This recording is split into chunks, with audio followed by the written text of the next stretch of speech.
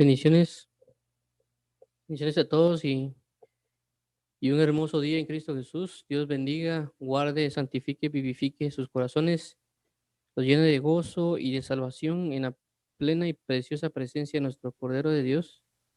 Estamos acá un día más en su gracia, en su amor, para la lectura de la palabra de Dios. Este segmento, este tiempo, este podcast se llama Leyendo el libro de la ley de Dios. Esto basado en Nehemías 8:8, que dice: y leían claramente el libro de la ley, eh, perdón, dice, y leían el libro de la ley de Dios claramente y ponían el sentido de modo que entendiesen la lectura. Nehemías 8:8. Y ese es nuestro objetivo principal, es leer la palabra y mientras leemos, pausar y comentar, exhortar o enseñar en la palabra. Esto también aparece en el libro de Hechos. También lo muestra con Jesucristo, también lo muestra con Timoteo, cuando le dicen a Timoteo: en lo que llego, en lo que vuelvo, dedícate a la lectura, la oración, dedícate a la lectura, la exhortación y la enseñanza. Actualmente estamos leyendo el libro de Lucas en el capítulo 9 y pues esperamos en Cristo Jesús que todos podamos ser dirigidos en su amor, en su bondad y en su salvación para poder aprender más de nuestro bendito y maravilloso Cristo Jesús. Así que vamos a orar para iniciar, para que el Señor amado nos dirija, nos guíe y ya podamos aprender de Él. Padre, en el nombre de Jesús, venimos delante de ti con la necesidad de aprender de ti, de saber quién tú eres, cómo vives, cómo alientas y te muestras a los demás. Ayúdanos a conocer de tu verdad, de tu palabra. Ayúdanos a movernos en santidad y en justicia. Dirígenos, por favor, y ayúdanos para que podamos ser siempre fieles a ti. Ayúdanos a que no se nos olvide quién eres. Ayúdanos a que no se nos olvide tu amor y tu justicia. Ayúdanos a que no se nos olvide de ti, Padre. Y por eso mismo leemos hoy, Padre, porque sabemos que tu Espíritu Santo está al pendiente.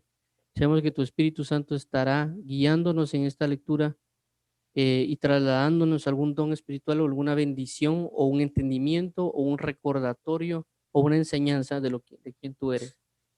En el nombre maravilloso de Jesús, Padre, a ti sea la gloria, la honra, el honor, la alabanza, el poder, por los siglos de los siglos. Amén, amén y amén.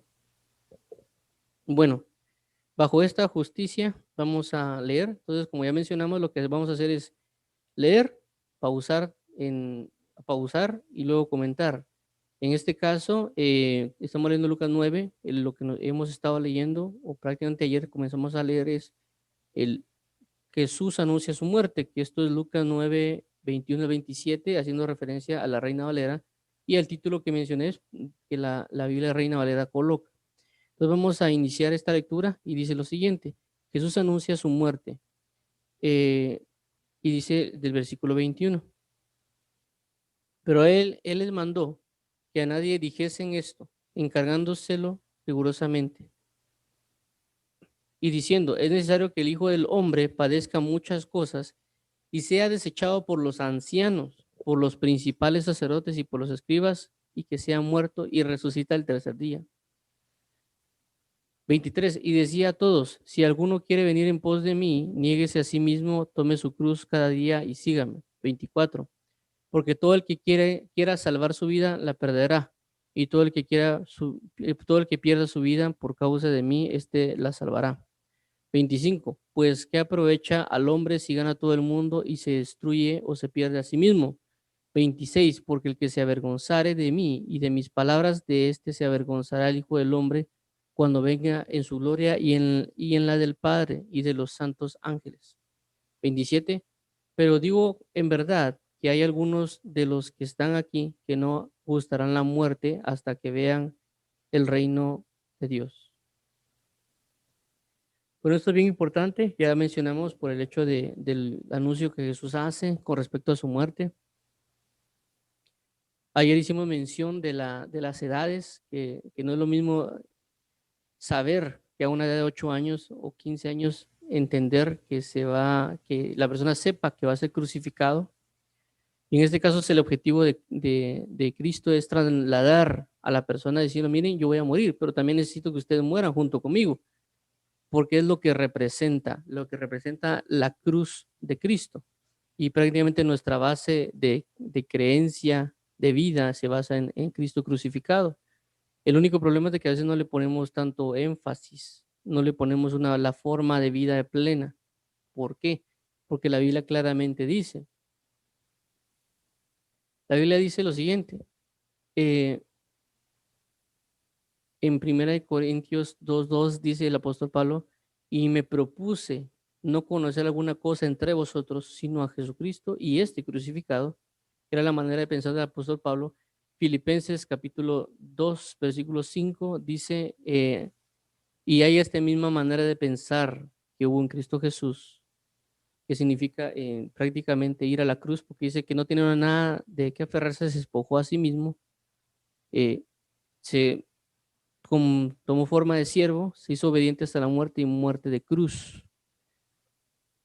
El otro punto también, la Biblia habla que el apóstol Pablo dice, y crucificado estoy juntamente con Cristo. Ya no vivo yo, mas Cristo vive en mí. Y lo que ahora vivo en la carne, lo vivo en la fe del Hijo de Dios.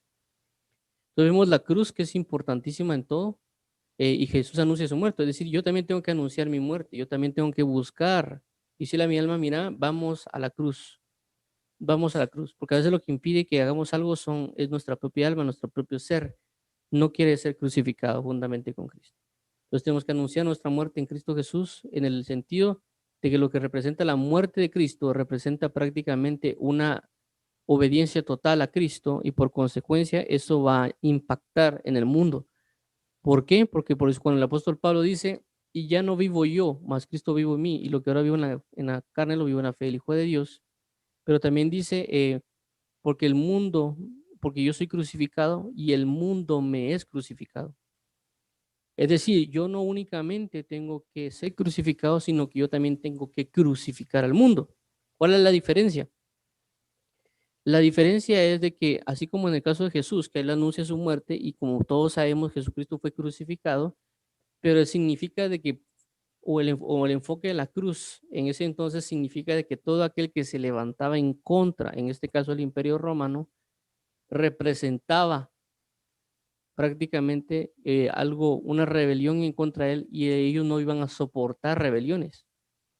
Entonces, por la manera de no soportar esas rebeliones o no, o las personas decirles o anunciarles de que miren, si ustedes se atreven a generar una rebelión en contra de nuestro imperio, lo que les va a pasar es eso, ese castigo horrible que es el crucificado. Y a veces nosotros no dimensionamos el impacto de lo que representa una cruz. Eh, creo que hay un par de documentales en el History Channel o otros aspectos cuando experimentan acerca de lo que Jesús pudo haber padecido en la cruz del Calvario y muestra prácticamente una persona totalmente en su juicio cabal y fortalecida, por ejemplo. La colocan de una manera para probar cómo era la posición y lo que podía pasar. Y la persona pues siente asfixia, etcétera. Y creo que ni 5 minutos la persona llevaba estando en esa posición en la cruz y prácticamente ya no quería estar ahí, ya no aguantaba y lo tuvieron que quitar prácticamente de esa posición. Entonces dice de que ese castigo a veces puede durar una semana entera. Entonces no es lo mismo que esta persona estaba prácticamente 5 minutos y no aguantó. Y eso que no lo habían golpeado, no lo habían latillado, no habían hecho nada de eso con él. Simple y sencillamente se subió con su ropa de sport, se coloca en la cruz para que lo midan y le tomen temperatura y un montón de cosas. Y prácticamente la persona no tiene la capacidad de soportar 5 minutos. Y vemos a una persona en la cruz que podía estar una semana, según lo poco que he leído acerca de eso, que podía estar inclusive hasta una semana vivo, pero en sufrimiento. Entonces, ¿qué significa esto? Significa de que el enemigo, o en este caso Roma, decía, o el mundo, vamos a crucificar todo aquel que se rebele en contra del imperio, en este caso romano. Por eso que a Jesús lo trataban de tentar para que fuera en contra del César, porque sabían de que si iban en contra del César, al él establecerse como rey, significa que iba a ser en contra del César y por consecuencia el César lo iba a matar. Entonces, ¿qué significa la cruz del Calvario? Representa prácticamente una manifestación de condenación de aquel que se rebela en contra de un sistema. Es el enfoque de la cruz. Entonces, cuando Jesucristo es crucificado, revela la manifestación de que Jesucristo está en contra totalmente de lo que el mundo vive, y predica y enseña. Y por consecuencia, ese odio del mundo lleva a crucificar a Jesús. Por eso Jesús dice, el mundo no me ama porque yo hablo en contra del mundo. Entonces, ¿qué pasa? No solo yo tengo que buscar el anuncio de decir, yo voy hacia la cruz, voy a ser crucificado con Cristo, sino también el aspecto y el punto de decir, yo voy a crucificar al mundo. Cuando hablamos de crucificar al mundo, significa que así como el Imperio Romano, cuando miraba un peligro de una persona que se rebelaba en contra de este imperio, él automáticamente buscaba crucificar a esta persona para no solo para hacer sufrir a esta persona, sino para que esta persona sea de señal, para que todo aquel que mirara esa señal se aterrorizara y se propusiera no hacerlo, o por lo menos que lo pensara 2 o 3, 4 veces antes de generar un acto de rebelión en contra del imperio. Entonces, ¿qué significa? Significa que así como el mundo me puede crucificar a mí, a la hora de yo entregarme a Cristo Jesús y entregarme completamente, pues eso es el apóstol Pablo, porque yo soy crucificado juntamente con Cristo, es decir, yo ya soy enemigo del mundo, ya el enemigo me va a totalmente matar o a esclavizar porque él mismo sufrió eso, sino yo también buscar crucificar al mundo. ¿Y qué significa? De que yo sé que el mundo completamente es un engaño y que si se quiere rebelar en contra de mí, yo también generar la misma consecuencia con él. Eso significa de que si hay un pecado en contra de mí, yo tengo que crucificar ese pecado y decirle al pecado, mira, aquí se acabó. Hasta aquí tenemos que llegar. Te voy a crucificar. Vas a padecer porque yo te voy a crucificar. Yo ya no estoy de acuerdo con tu manera de pensar. Entonces tenemos que buscar esas pautas, tanto que nosotros crucificar nuestra carne, por así decirlo, porque representa ambas cosas. Pero, y tomarlo muy en cuenta, porque la Biblia también dice, porque vosotros no habéis llegado hasta el punto de dejar de pecar hasta sangrar. Y hace referencia a Jesús, que Jesucristo prácticamente, recordemos que los pecados no solo se basan en adulterio y fornicación, esos son como los escandalosos, los pecados escandalosos, por así decirlo, o los que más se ven. Pero hay otros pecados que aparentemente no se miran, que uno tal vez inclusive los absorbe con facilidad. Tenemos que aprender a desecharlos, que son, por ejemplo, la altivez, la soberbia, la tiranía, el orgullo y algunas otras cosas más, de que uno no lo ve como pecado hasta cierto punto. Inclusive hasta cierto punto es digerido por las personas. Las personas se cuidan más de no fornicar hasta cierto punto o de no adulterar, pero a veces no de no ser prepotentes o no ser orgullosos. Entonces, en este caso, Jesús, cuando también estaban yendo el camino de la cruz, cuando estaba siendo golpeado, no únicamente él era el hecho como vuelvo a mencionar, los pecados de fornicación, adulterio, sino que la tentación de Jesús en ese ataque, cuando literalmente lo estaban golpeando, era prácticamente de que él se saliera de la voluntad de Dios y por consecuencia él hiciera uso del pecado de la soberbia o de la tiranía. ¿Qué significa? De la soberbia significa prácticamente sobreponer o ser prepotente, sobreponer su voluntad a la voluntad de Dios. Y no solo eso, sino que hacer un abuso de su propio poder y cambiar lo que está aconteciendo con su propio poder. Porque Jesús lo podía hacer, por eso dice Jesús, deténgase, ¿acaso no yo podría pedir a mi Padre una cantidad de ángeles y ellos vendrían a mí? Pero Jesús también tenía un poder, él podía hacer uso de un poder, pero no lo hizo. Es decir, siendo crucificado, siendo golpeado, también era tentado. Entonces, esto lo resalto por el hecho de las palabras que Jesús dijo. Ahora veamos un poco lo que dice, pero él les mandó que nadie dijese en esto, encargándoselos rigurosamente. ¿Qué cosa? Leímos anteriormente que él pregunta a los demás, ¿quién es el Cristo? ¿Quién dicen las personas que es el Cristo? ¿Que soy yo? Y ellos dicen, unos dicen que tú eres Elías, otros dicen que tú eres Juan el Bautista o otros los profetas, y ustedes dicen, ¿quiénes dicen que soy yo? Y el apóstol Pedro dice, tú eres el Cristo, el Hijo del Dios vivo. Entonces dice que Jesús les dice, miren, no se pongan a decir quién soy yo. Prácticamente lo que dijo, o sea, yo soy el Mesías, pero no se lo andan diciendo a la gente. ¿Por qué? Porque él esperaba que así como la revelación vino a Pedro, así viniera esa revelación a los demás. Que no fuera por carne y sangre que ellos supieran que él es Mesías, sino por medio del Espíritu de Dios, por medio del Dios Padre, diciéndole, mira, él es el Cristo. 22 dice, y diciendo es necesario que el Hijo del Hombre padezca muchas cosas y sea desechado por los ancianos, por los principales sacerdotes y por los escribas para que sean muertos y resucitar el tercer día. Vemos esto bien impresionante porque habla de los siguientes puntos. Primero, habla del padecer, padezca muchas cosas. Luego, él habla acerca de ser desechado.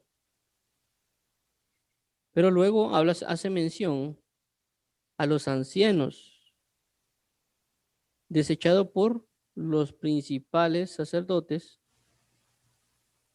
desechado por los escribas y desechado por, y resucitar al tercer día. Ese es prácticamente esto que vemos aquí, y resucitar al tercer día. Entonces, vemos de que a veces nosotros como hijos de Dios queremos ser apreciados de alguna manera. Inclusive, bueno, cuando se predica, se habla de que Dios no nos va a rechazar. Dios lo que va a hacer es aceptarnos, pero no necesariamente aceptarnos como somos, porque realmente Jesucristo lo que necesita es un arrepentimiento. Si Él necesita arrepentimiento, no me está aceptando como soy. Lo que quiere es que yo cambie. Él me acepta en el sentido de que, ok, tienes problemas, tienes errores, yo te acercas a mí, yo te voy a perdonar y te voy a restablecer. Yo no te voy a juzgar, pero sí necesito que cambies. ¿Por qué? Porque es lógico. ¿Me entiendes? Si viene alguien y me golpea en el rostro, pues yo no le voy a abrir la puerta acá es que para que me golpeen en la cara. Simple y sencillamente le voy a decir, mira, o sea, vos sos mi amigo, pero no me gusta que me estés golpeando cada vez que vengas a mi casa. Así que yo te pido que si quieres entrar a mi casa, déjame estar golpeando. Entonces hay cambios que tenemos que hacer en Cristo. Pero ahora veamos lo siguiente. Pero por consecuencia, Dios va a provocar el cambio. Sí, cuando Dios viene y expone el arrepentimiento es para salvación, es decir, miren, yo puedo hablar con usted, yo puedo estar con ustedes, pero yo necesito un arrepentimiento genuino. ¿Para qué? Para otorgarles todo lo que yo necesito. Y esto se puede ver en muchas ocasiones. Por ejemplo, si alguien es dueño de una empresa y sabe que una persona va a desperdiciar o no tiene la capacidad para manejarla, no le va a poder dar la empresa en sus manos, porque simple y sencillamente, si la persona no es sabia, no va a ejecutar o generar lo que debe hacer o mantener la empresa y los empleados. Entonces la persona necesita, mira, yo te quiero a la empresa, pero necesito que cambies, necesito que estudies, ¿para qué? Para que tenga la capacidad y poder dártela. Si no, ¿para qué te la voy a dar? Por eso inclusive hay personas cuando dejan herencias, se la dejan a los niños, pero no al niño, sino que inclusive hasta que llegue a cierta edad para darle. ¿Por qué? Porque de alguna manera ya maduró. Porque un niño prácticamente no sabe qué hacer a veces con $1.000.000. Si alguien le da a un niño $1.000.000, ¿qué va a hacer con eso? No puede. Tal vez lo gastaría en dulces o juguetes o X o Y situación, pero no necesariamente para lo correcto. Es cierto, hay excepciones, pero al punto que quiero llegar es, hay un padecimiento de parte de Cristo que él sabía que iba a padecer, y vuelvo a mencionarlo, la conciencia que tenía Jesús acerca de esto, que tal vez él no es que a los 30 años lo sabía, que ahí se enteró, puede ser que él ya llevaba a los 8 años, a los 7 años, enterarse que él podía haber muerto. Y no sabemos con exactitud el tiempo específico cuando Jesús ya asimiló que él tenía que padecer a ese nivel, porque la misma escritura dice, y como cordero mudo se ha llevado al matadero. Si Jesús a la edad de 5 años que ya podía leer la Biblia, puede haberse enterado que era él, y si alguien dice, no, es que es muy niño, hagamos de cuenta que a los 12 años, 15 años, si él lee la escritura y dice, como cordero mudo fue llevado al matadero, y que María le ha dicho que él era el Mesías, y cuando él lee el libro de Isaías, dice que el Mesías va a pasar eso, por consecuencia, si yo leo, o en mi caso, por ejemplo, alguien me da una carta mirada y me dice, esto es lo que te va a pasar, y yo me pongo a leerla, y yo sé de que yo lo estoy haciendo porque la persona me dijo que lo voy a pasar. En este caso, Jesús, sabiendo que Dios Padre cumplía su palabra con exactitud, y él lee en la escritura donde dice que él iba a ser crucificado, perdón, él iba a ser prácticamente padecer por causa de nosotros, ¿cómo pudo asimilar a una persona de 12 años, 15 años, que iba a ser muerta? Y no solo eso, sino que iba a padecer mucho.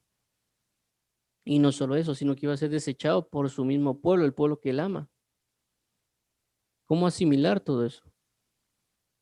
Entonces eso mismo significa la cruz de Cristo, es decir, vamos a ser desechados. El problema está que no entendemos esto, no entendemos nosotros de que el evangelio prácticamente es un choque total contra algo. Es como de repente yo voy del lado derecho de la carretera y de repente me dicen, no, mira, es el lado izquierdo, andate hacia la izquierda. Eh, es algo contrario. Entonces, por consecuencia, por ejemplo, si yo voy en una vía y yo estoy utilizando mal la vía que va de un sentido y de repente me dice, mira, no es al contrario, prácticamente yo estoy respetando una verdadera ley que va hacia una dirección, pero todos los otros carros no lo respetan, no saben. Por consecuencia, yo voy a tratar, o la persona voy a tratar de esquivarlo para no chocar. Muchos me van a gritar, me van a insultar, hijo de 400 no sé qué, por su molestia, porque ellos dicen, vamos en el camino correcto, vamos en la vía correcta, tú eres el tonto, tú eres el esto, el lo otro, quítate del camino, pero no saben de que nosotros vamos bien, que nadie está viendo bien las señales de tránsito, y por consecuencia las personas que piensan que sí lo están haciendo bien nos van a insultar, algunos otros no. Algunos otros van a venir como que con una apariencia de, no, fíjate que estás haciendo las cosas mal, mira, fíjate que la carretera va para acá y van a sacar un montón de cosas cuando nosotros no. Fíjate que a mí el de Metra me dijo que, o la persona que se encarga de esta calle me dice a mí que todos ustedes están en contra de la vía. Lo que pasa es que están malinterpretando las señales. Entonces a veces nosotros pensamos de que por hacer lo correcto la gente nos puede aplaudir, nos puede decir, ah, bien hecho, ah, qué bueno eres. Y no entiende de que realmente si alguien se mete en Cristo, lo que va a acontecer es que va a padecer mucho.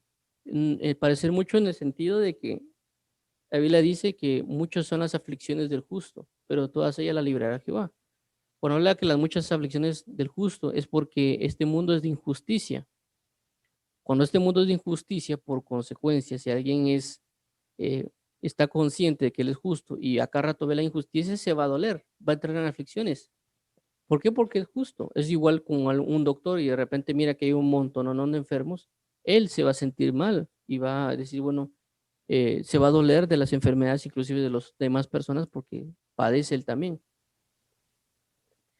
Entonces va a haber padecimientos porque Jesucristo dijo que él iba a padecer mucho. Nosotros también vamos a padecer. Y este padecimiento también implica de que tal vez la familia de uno lo puede rechazar, los amigos lo pueden rechazar, la sociedad puede rechazar a una persona que es creyente, como en el caso de Jesús. Va a haber un padecimiento, no solo físico, sino también puede ser en el alma. Porque aquí dice, y muchas cosas, y sea desechado. Desechado, ¿qué significa ser desechado? Menospreciado. Por ejemplo, yo vengo y tal vez alguien viene y come un banano o una manzana. Él viene y desecha a veces la semilla, o desecha las cáscaras de banano.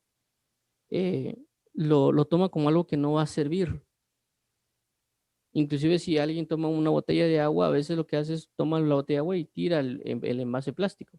Lo está desechando. Entonces, ¿qué pasa? Que a Jesús lo desecharon. Entonces nosotros también no esperemos, inclusive de que con personas cristianas nos vayan a aceptar, porque aquí habla de personas que ellos se creían cristianos, si lo queremos llamar así. ¿Por qué les digo que se creían cristianos? Porque realmente ellos esperaban al Cristo. Si ellos están esperando al Cristo, ellos se creían cristianos. En el aspecto, por así decirlo, del entendimiento, del conocimiento.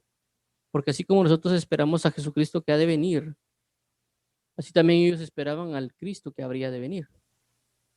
Es decir, la esperanza de la fe se mantiene tanto como para el judío como para el gentil.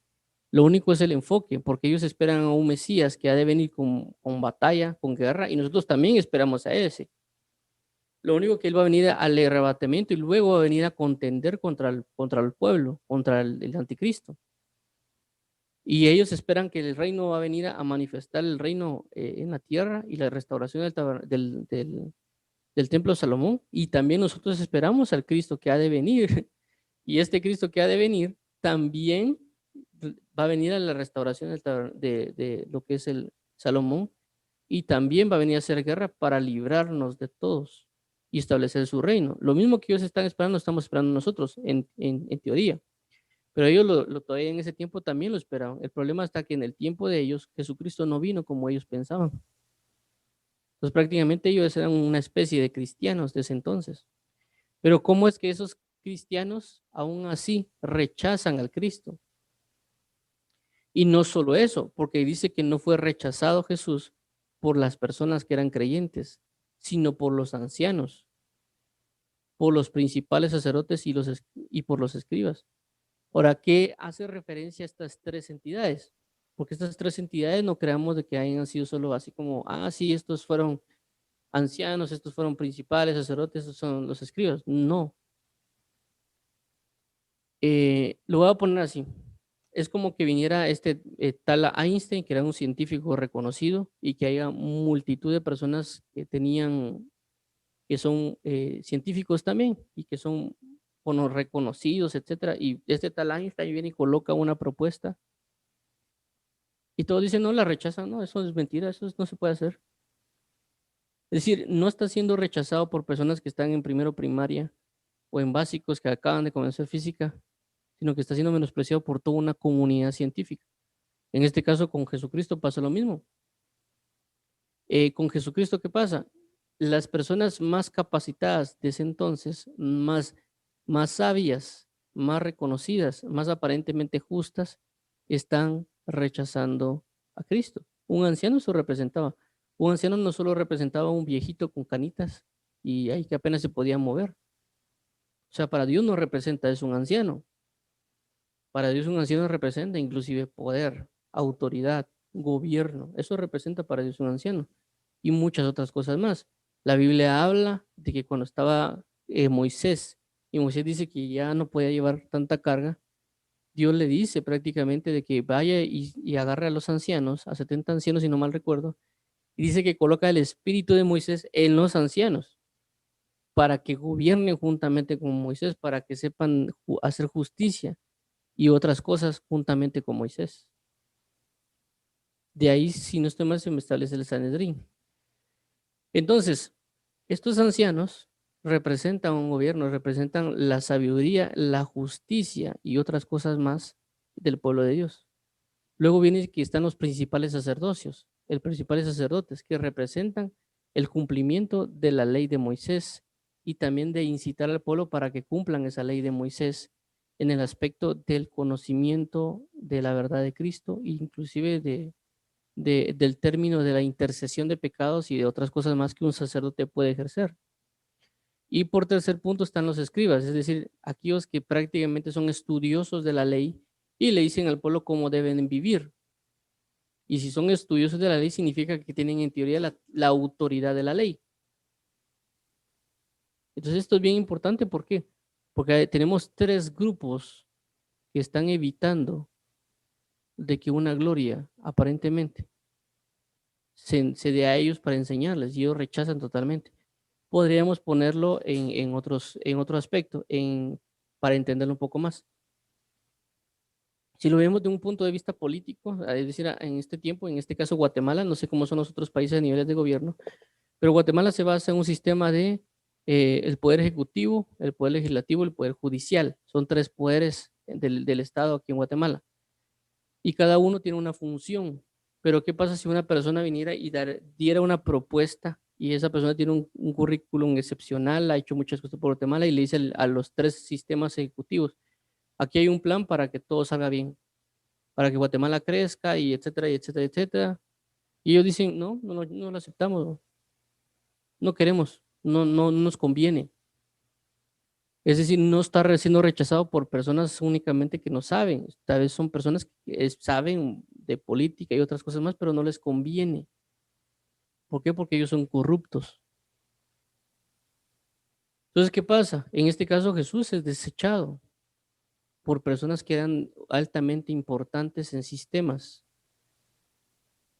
de gobierno, en sistemas de religión, si lo queremos llamar a trasladar a los sacerdotes, y en temas de personas estudiosas. Si lo queremos trasladar ya a un sistema social normal, ancianos prácticamente son personas que reconocidas, que saben, que conocen, etcétera. Principales sacerdotes de todos los sistemas religiosos, y los escribas son personas que son estudiosas, qué sé yo. Y estamos siendo rechazados nosotros por esto, ¿no? Aunque seguimos a Cristo y buscamos a Cristo, vamos a ser rechazados porque nuestro pensamiento no va a caber en el pensamiento de ellos. No porque mi pensamiento sea superior, sino porque el pensamiento de Cristo es superior. ¿Me entienden? Ese es el punto. Y las personas rechazan por su propia manera de pensar. Hay personas que, por ejemplo, dicen de que no hay que hablar del infierno porque hablar del infierno no es hablar de amor y que no hay que meterle miedo a la gente. Entonces, ese es un pensamiento. Puede ser una persona que sea escriba, es decir, que haya estudiado filosofía. Él es un escriba. Un escriba es un estudioso. Él es filósofo y conoce, no, es que para qué meterle miedo a la gente y comienza a hablar un montón de tonteras. ¿Qué punto es aquí? El punto es de que no hemos entendido lo que representa el amor. Es decir, si yo le digo a alguien, mire, si usted no cree en Cristo, se va a ir al infierno, no significa que no esté hablando de amor. Por cuanto le estoy diciendo, le estoy avisando. Y la persona me puede decir, ¿para qué me va a meter miedo? Es que no es meterle miedo, es avisarle. Si usted tiene miedo, por supuesto que va a tener miedo. Es ilógico que no tenga miedo. Si no tiene miedo, pues por algo va a pasar. Porque el miedo en ese momento le va a alertar a la persona. Le va a decir a la persona algo, que está haciendo las cosas mal. Por eso es la Biblia, de que aquel que hace lo bueno, ¿por qué ha de temer? Pero aquel que falla delante de justicia va a tener temor por la justicia. Entonces, hablar de infierno no es quitar el amor. Simple y sencillamente es manifestar el amor. ¿Por qué? Porque yo les voy a avisar de que se van a morir. Y si se mueren, van a caer en el infierno. Pero no los estoy condenando, les estoy avisando lo que va a pasar. Hay una diferencia de condenar a alguien al decirle lo que va a pasar. Por ejemplo, si yo miro a alguien y le digo, mira, te va a pasar esto y esto y esto, porque yo te lo deseo, que te deseo el mal, por ejemplo, alguien le diga a alguien, eso es un sentir, un requerimiento que la persona quiere para la otra persona. Pero es muy diferente que yo vea las cosas y le diga, mira, ten cuidado. Eso es, por supuesto, por ejemplo, yo he hablado con personas de Brasil y, por ejemplo, no estoy poniendo mal el país, por ejemplo, pues, sino por ejemplo, porque yo le he preguntado, miren cómo es la ciudad de San Paulo. Unas personas me dicen, mira, es una ciudad maravillosa, tiene muchas cosas que hacer, hay multitud de personas buenas para tratar, etcétera, etcétera. Hay otras personas que me han dicho, mira, Sao Paulo es una ciudad violenta. Otras personas me han dicho, mira, San Paulo es una ciudad peligrosa. Entonces tengo dos características. Tengo aquellos que me dicen que es excepcional la ciudad y otras personas que me dicen de que es violenta. Pero no significa que yo voy a andar temblando y no voy a ir a Sao Paulo porque tengo miedo que me van a hacer algo, porque dice que son violentos, de plano me van a matar. No, si yo lo pongo de ese objetivo, si yo puedo ver las dos pautas. Si yo sé que es una ciudad excepcional, pues la puedo ir a visitar. Pero también me tengo que andar con cuidado porque también me dijeron de que es una ciudad peligrosa o violenta. Por consecuencia, yo no voy a salir a las 12 de la noche porque sé que voy a estar más propenso a un robo o a algo que a las 12 de la tarde. Entonces, tenemos que entender ese punto, ese aviso que Dios da, esa oportunidad que dice, miren, si ustedes no creen en mí, se van a ir a condenación eterna. Dios está diciendo lo que puede pasar, lo que va a pasar si no ocurre. ¿Me entiendes? Como que alguien viene y toma una botella de Coca-Cola y una botella de leche al mismo tiempo, simple y sencillamente va a ser un caos estomacal. Y si yo le aviso a alguien, mira, no tomes leche juntamente con Coca-Cola al mismo tiempo, porque si no te va a dar alguna enfermedad.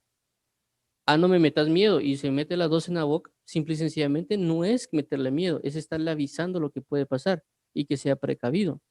Entonces, cuando alguien habla de que el infierno está ahí propenso y que la persona si no cree en Jesús va a entrar en una condenación, no es el hecho de meterle miedo, es el hecho de que le estamos avisando. Si viene miedo, bienaventurado porque vino miedo, porque ese miedo lo puede apartar. Y ese es el otro punto que las personas a veces no entendemos. Cuando alguien avisa algo, es para que esté propenso a entender, porque hay personas que no van a aceptar simple y sencillamente el amor. Es decir, no van a aceptar a Cristo porque lo aman, necesariamente, sino que van a entender que hay una condenación y ellos por querer buscar ser libres de esa condenación, van a buscar a Dios. Y eso es lo que no entendemos,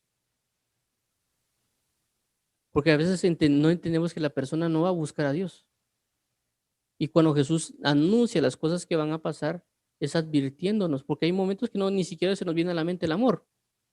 Aunque nosotros digamos y proclamemos el amor, no es que el amor aquí, que el amor allá, etcétera, etcétera, etcétera. Hay momentos que se nos borra prácticamente, por así decirlo, el cassette, dirán algunos, se nos borra la mente y se nos olvida que hay que amar. Entonces ahí vienen palabras que nos ayudan a reaccionar, en este caso la condenación. Es como un niño a veces hace las cosas y las va a hacer porque las quiere hacer. No anda pensando si ama al papá o no. Él viene y las hace y comete un error y viola la ley del papá y hacen todo contra lo que le han enseñado. Pero si el papá le dice, mira, si tú no haces esto, yo te voy a pegar, el niño no va a pensar, por amor a mi papá no lo voy a hacer, no, el niño va a estar atento de que le metan un par de cinchazos y no va a querer el par de cinchazos o el castigo que le van a dar. Él no se pone a pensar en el amor. Entonces, ¿qué va a librar al niño? El castigo, el decirle que lo van a castigar. Pero el papá no lo va a hacer por el hecho de odio para pegarlo, para meterle miedo al niño, sino para guardar y proteger al niño. Ese es el objetivo principal. Por eso que Jesús habla constantemente y anuncia cosas que van a pasar, no necesariamente para meterle miedo a la gente, sino para avisarles. Es, por supuesto, si yo voy a un lugar y le digo a alguien, mira, en ese callejón roban o en esa calle roban, no le estoy diciendo a la persona para meterle miedo, sino para avisarle. Si esa persona dice, no, es que tú me estás metiendo miedo, entonces yo voy a pasar por esa calle porque tú no hablas conforme al amor. Entonces la persona se va a meter a la callejón, le van a robar. Y la persona puede caminar y sin miedo y le van a robar y la persona no va a tener miedo. Claro, pues le robaron.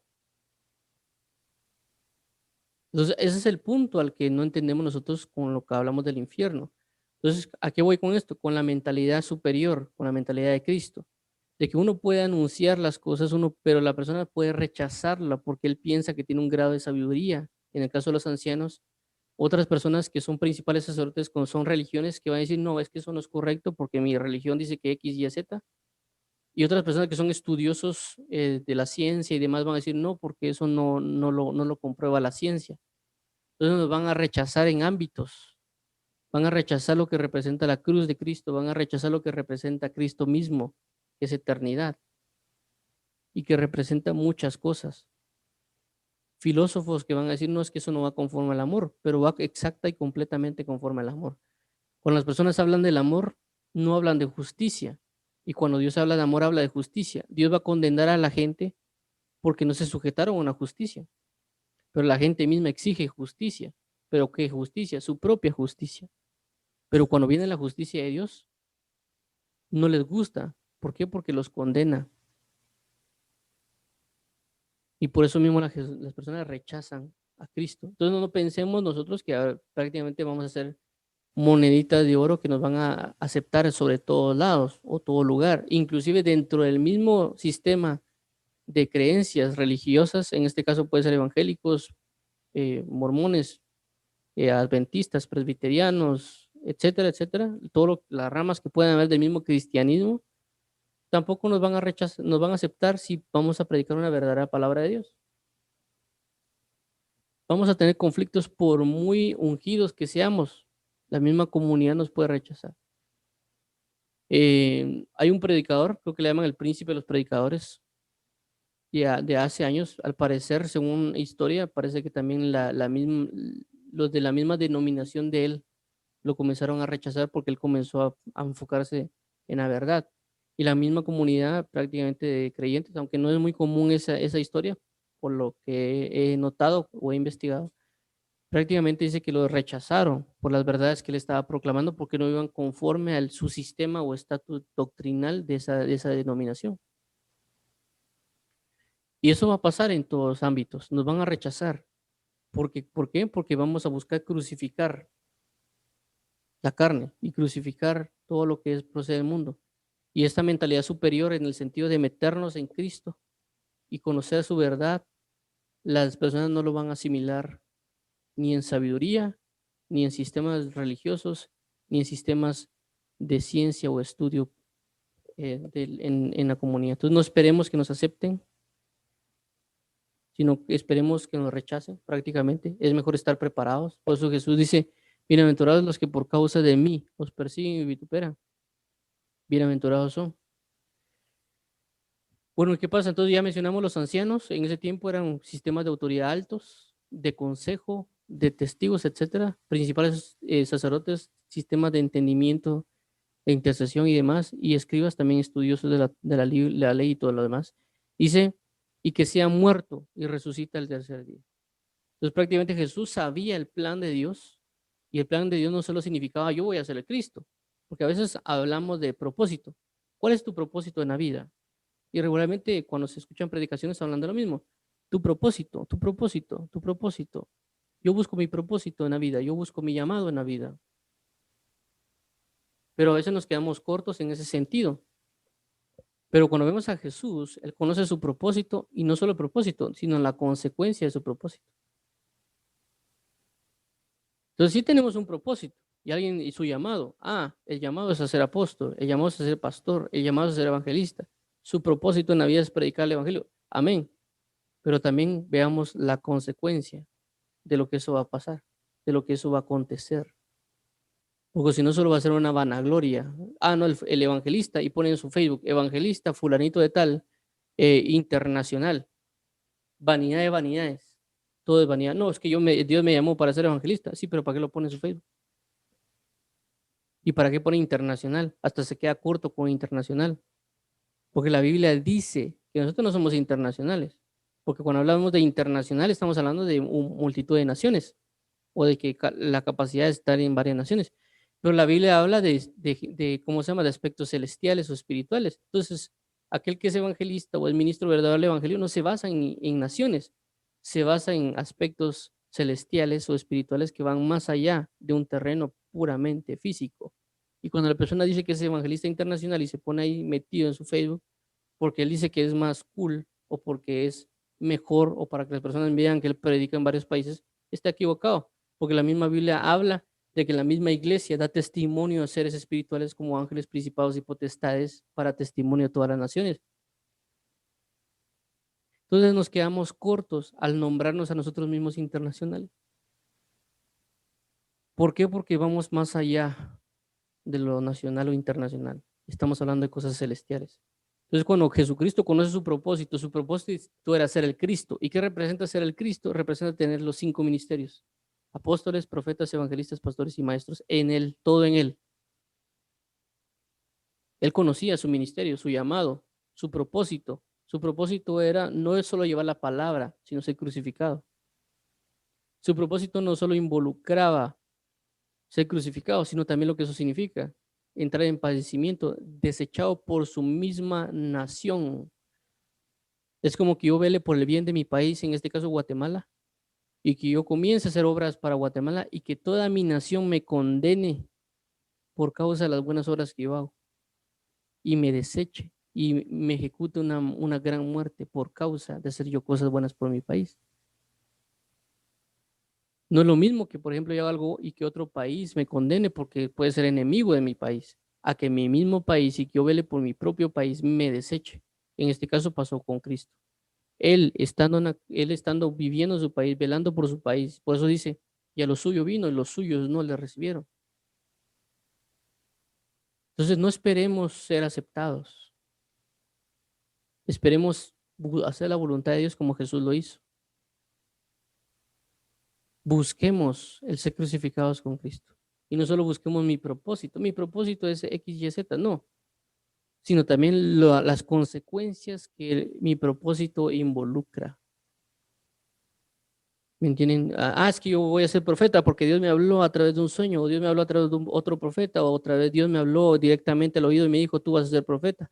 O yo leí en la Biblia y mientras yo leía en la Biblia cuando decía lo que era profeta, Dios me asimiló que yo voy a ser profeta. Amén, pero prepárese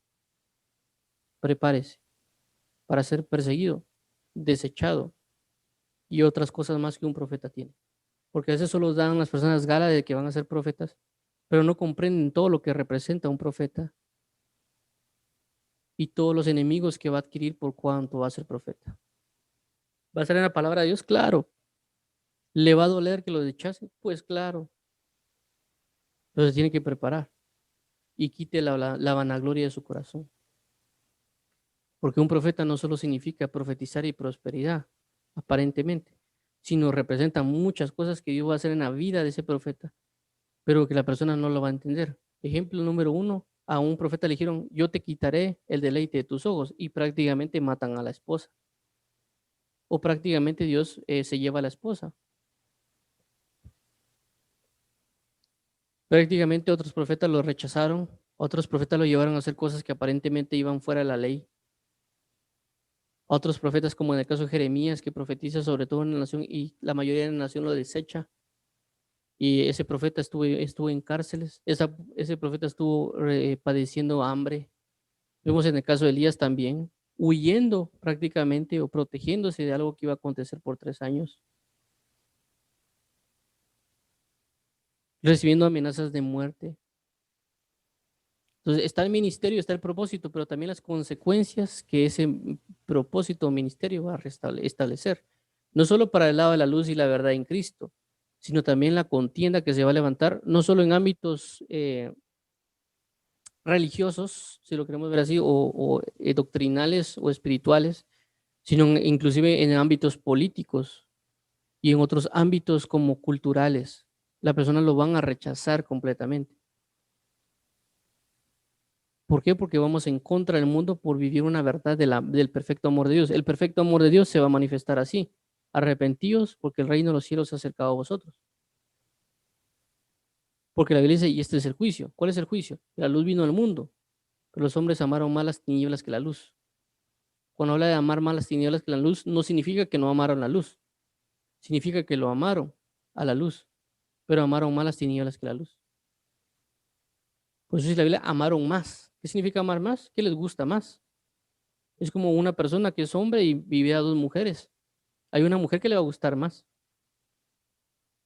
pero la otra también le gusta, pero la otra le gusta más y se casa con esa. Igual si hay una mujer y hay 2 hombres, hay un hombre que le va a gustar más que el otro. Si los dos son bonitos, por ejemplo, los dos son de buen aspecto, inclusive son de buen carácter, hay uno que le va a gustar más y con ese se va a casar. Asimismo pasa con las tinieblas. Las tinieblas van a tener una apariencia de belleza y que Jesucristo es una verdadera belleza. El problema está que la persona le va a gustar más las tinieblas y por consecuencia una condenación, porque la Biblia dice eso. Y este es el juicio, que la luz vino al mundo, pero los hombres amaron más las tinieblas que la luz. Esta es la condenación. Y por consecuencia, si hablamos de condenación, hablamos de condenación eterna y por consecuencia el infierno. Pero también cuando hablamos de verdad en Cristo y creer en Él, hablamos de una eternidad. Entonces las personas prácticamente se escandalizan por decirles de que si no creen en Jesús se van a ir a condenación eterna, se escandalizan y pegan el grito en el cielo. Pero cuando uno les dice que si creen en Cristo van a tener una eternidad de amor en Él, lo rechazan. No tiene sentido, no tiene lógica. Pero sí tiene una lógica, ¿por qué? Porque el hombre no ama, porque lo que representa la santidad involucra dejar de hacer cosas que son incorrectas y por consecuencia hacer lo que es correcto. Entonces lo que el hombre teme es dejar de hacer lo que le deleita y lo que deleita es pecado y no lo quiere dejar de hacer. ¿Por qué? Porque nosotros también no somos a veces buenos transmisores de la verdad y lo que representa realmente Cristo y la bondad y pasión que Cristo refleja en nuestras vidas. Entonces, para concluir, vuelvo a resaltarlo, podemos tener padecimientos, no solo es el propósito, sino también la reflexión de lo que el propósito puede ejecutar en mí. Esto lo hablamos ya en Hebreos 12:2, que dice que por el gozo puesto delante de él soportó la cruz. y menosprecio del oprobio. Así que van a haber cosas que no van a ser gratas, como en el caso de Esteban también, de que él predicó y todo, y lo apedrearon. Y cuando hablamos de apedrear, no significa necesariamente que yo vaya en la calle y comience a agarrar piedras y tirármelas, sino que también pedradas pueden ser de que alguien me rechace y me insulte por causa de mi creencia en Cristo. Entonces, pero es bien importante esto que Jesús dijo, dice, y que sea muerto. Él sabe lo que va a su propósito, que sea muerto. Su propósito no era, es que me voy a ir arrebatado, como Elías, o como Enoc. Ah, Jesús como Enoc. Ah, no, es que miren, yo me voy a ir arrebatado, yo no voy a padecer muerte. No, yo voy a morir, yo voy a morir. Y voy a morir de una crucifixión vergonzosa y penosa, porque Jesucristo sabía, él sabía de que la historia de la cruz era que las personas lo desnudaran y estuvieran ahí. Entonces Jesús reflexionó, saber por cuántos años, porque es lógico, si tenemos un imperio romano que había conquistado a los israelitas o a los judíos, quiera que no, en un lapso de 30 años no significa que no hayan crucificado a una persona en 30 años. Si inclusive podemos colocar así, por ejemplo, una persona por año que se haya rebelado contra el imperio romano, estamos hablando de 30 personas que Jesucristo miraba que había por año. Si Jesús comienza a asimilar los 10 años, estamos hablando de que él vio 20 crucificados. Tomando en cuenta ese aspecto, no necesariamente significa que va a ser así. Puede haber que sido, en esos 20 años pueden haber sido dos, pero ya lo vio dos veces. O inclusive en esos 20 años puede haber sido una persona, pero lo vio lo que representa el castigo, vio lo que representa cómo es humillado y avergonzado y cómo es desnudado y puesto a los ojos de todos y escarnecí a esas personas. Entonces, prepararse realmente para eso. No necesariamente es que cuál es mi propósito en la vida y comenzar con cuestiones que no son muy gratas en aspectos que lo romantizamos, por así decirlo, pero no vemos una certeza de lo que realmente es. Y la certeza es esta, necesitamos morir a lo malo y comenzar a buscar realmente a Cristo. Pero también eso va a llevar a una resurrección. Y Jesús sabía todo, Jesús el plan, sabía el padecimiento, sabía el rechazo, sabía la muerte, pero también conocía su resurrección. Tenía una esperanza. A eso es lo que quiero llegar. Va a pasar muchas cosas, pero tenemos esperanza, sobre todo cualquier esperanza, mucho mayor a cualquier entendimiento o razón. Y esto es una resurrección. Es decir, una vida mucho mayor que cualquier otro. Todos van a ir a la muerte, todos, pero no todos van a tener una resurrección de eternidad. Y esta es la esperanza en la cual vivimos, la resurrección. Entonces vamos a dejarlo acá y pues el día de mañana continuaremos con esto. Esperando y mencionando esto, que tengamos bien en cuenta esto, no solo cuando veamos nuestro propósito en la vida, cuando hablamos de cuestiones del Evangelio, sino también lo que va a involucrar este propósito y lo que va a acontecer en contra de mí a causa de vivir este propósito, o este llamamiento, o este ministerio, y no meternos en la mentalidad del mundo, en la verdadera mentalidad del Cordero de Dios. Entonces vamos a orar. Padre, bendito en el nombre de Jesús, te queremos agradecer por hablarnos, por llevarnos a entender tu verdad, tu misericordia y tu palabra. Entender que las verdades que vivimos o habitamos son mucho más grandes de lo que nosotros nos podemos imaginar y necesitamos prácticamente tu presencia para poder sobrellevar todas las cosas, para poder habitar en ti constantemente y para siempre y por asimismo deleitarnos en tu palabra y en tu presencia. Ayúdanos, por favor, a poder invocar tu nombre y ser salvados y a entender y ser conscientes de lo que va a acontecer tanto en persecución, en maltrato, por así decirlo, en vanidades, en vanaglorias, etcétera, de todo lo que pueda acontecer en mi día a día, Padre. Te lo pido. Ayúdanos, por favor, para que no sea sorpresa de que en dado caso de repente alguien nos vaya a menospreciar totalmente a causa de la verdad del Evangelio, para que no nos tome por sorpresa. No solo digamos es que el Señor me llamó a ser ministro, pero ¿por qué me rechazan? No tiene que ser sorpresa para nosotros, Padre, porque contigo lo hicieron, Jesús. Así que, oye, Padre amado, te pido fortaleza, entendimiento, razón y verdad en todos los aspectos para que podamos creer en ti, Padre, y podamos habitar constantemente en tu verdad. En el nombre maravilloso de Cristo Jesús, Padre, a ti sea la gloria, la honra, el honor, el poder y la alabanza por los siglos de los siglos. Amén, amén, amén. Entonces, Dios los bendiga a todos. Es un gusto, honor y placer estar con ustedes. Dios los bendiga. Siempre recordándoles que también estamos en diferentes redes sociales como Facebook, YouTube, Twitch, BK y Castbox, transmitiendo en vivo. Pero también asimismo estamos compartiendo contenido en otras redes y esperando pues de que todos busquemos realmente a nuestro Cristo, a nuestro amado, a nuestra salvación, y pues Él nos va a otorgar la capacidad de sobrellevar todas las cosas. Como su palabra dice en Romanos, porque las aflicciones del tiempo presente no son nada comparado con la gloria que nosotros a ese revelar. Jesucristo vivió eso.